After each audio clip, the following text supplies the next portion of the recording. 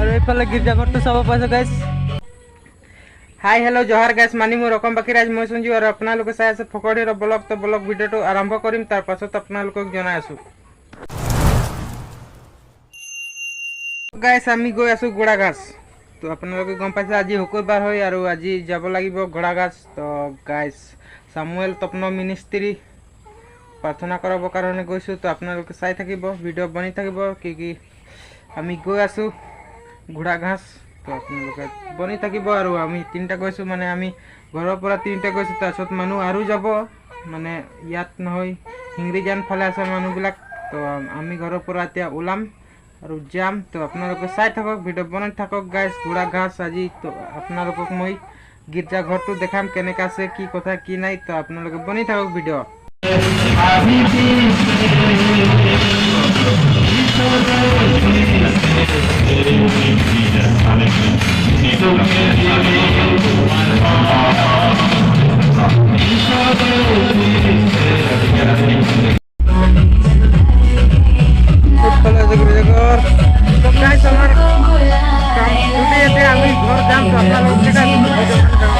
এইফালে মানুহবিলাক গৈ আছে আৰু আমি গৈ আছোঁ পানীমৈ। আৰু এইফালে গীৰ্জাঘৰটো চাব পাইছে গাইজ। ঘোঁৰাঘাটত আমি গৈ আছোঁ ঘৰলৈ গাইজ। আপোনালোকে চাই থাকক। এইফালে পলিটো চাব পাইছে গাইজ। গীৰ্জা খতম হৈ গ'ল, আপোনালোকে দেখাব নোৱাৰি, তো বেয়া নাপাবগৈ গাইজ, আপোনাৰ আগত দেখুৱাই আছোঁ।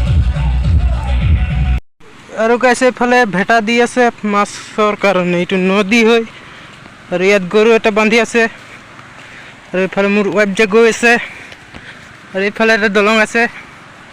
তো গাইজ ময়ো গৈ আছোঁ আৰু গীৰ্জা খতম হৈ গ'ল।